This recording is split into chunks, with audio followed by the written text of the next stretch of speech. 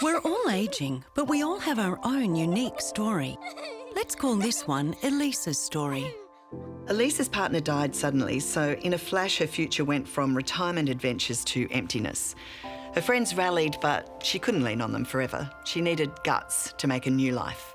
She's even started dating, but she's not partnering up again. Turns out she likes her independence. A retirement village is perfect for people who both like their independence and people. But what triggers the decision? One day I was on the train, about 2 weeks after my husband died. I was on the train and saw these places being built. Saw they were called retirement apartments for independent living, because I never would have moved to a retirement village because that's for old people, and I didn't want to be put in with old people. So it was ideal for me. We thought it was about time that we made a change into something that we didn't have to sweep up the gum leaves and catch the branches every 2 or 3 days, have all the work involved in our own place. I knew I'd have to move some stage, so why not do it now and enjoy it? Sounds like a good decision. Once you're in here, there's really nothing to worry about. Everything's sort of set for you. It's still independent living. You're still living like you're living in your own house, but it's more, everything's that much easier. Retirement villages are structured to support you physically and financially, and the sector is heavily regulated with the Retirement Village Act in every state. From a legal perspective, the retirement village sector is a mature industry with legislation in each of our states that goes back for over 50 years. In each state, there are different entities who run villages and operate them. There are churches, not-for-profit charities, and also for-profit operators.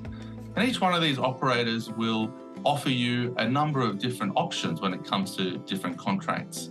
These different contracts give you flexibility and allow you to protect your estate planning in the future and to make the appropriate decisions. And the cost? Village homes are priced around 80% of normal homes, so you downsize with a sizable nest egg to live on. The village contract is like paying rent in advance. You pay an upfront amount, and when you leave, you get that money back, less the rent for the years in the village, usually capped at 7 years and around 35%. That is the only profit the operator makes. By law, they are not able to profit from your weekly fees and other charges while you're in the village, keeping costs down. So what should you do when you receive the contract? The most important thing when you receive the contract from the village that you decide to move into is that you seek the appropriate advice from a lawyer who understands the Retirement Villages Act in your state, so that you can have full assurance of what it is that you're agreeing to when you enter into that contract. We signed up. We were given the contract to go through to ensure that we were comfortable with it. So I gave it to my solicitor to go through it and have a look at it and to advise me of what we needed to do if anything should arise out of that contract that needed attention. Every village is different, with different offerings. The contract was fine. I didn't have to say where I was going next, because here you've got the 4 stages. I'm in independent, then I go to supported if I have to, low care, high care, dementia. And they're all here on the one spot. The weekly fee is static. It doesn't increase or whatever, so you can actually budget, for how many years that you think you'll have. My son says we paid far too much because all these free things I keep telling him about and all these activities that would be charged for somewhere else. And he says, well, you must have paid too much, which isn't true. Importantly, the operator has to stay with you to the end to collect their cash, so you have that ongoing certainty of support. We have been physically active all our lives, but still playing tennis and there are no guarantees on how walking. long you're going to live. We mightn't be here this time tomorrow, but we might be here in 5 or 10 years' time.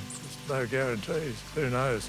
But living here would be with the promise from LDK to take us through to the end of our lives with decent, caring people. What's not to like about a promise like that?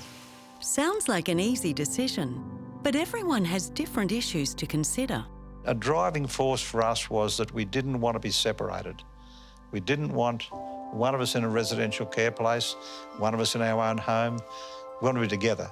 In fact, I wanted to look after Lynn right through. And that's where we can here. So that I don't see anywhere else. There are different models of retirement villages, some with full independent living, some with 24/7 nurses on call, some that have residential aged care built in so that you know you won't be separated as a couple as one partner ages and needs higher levels of care. Plus, you can get home care delivered into your village home, keeping you independent longer.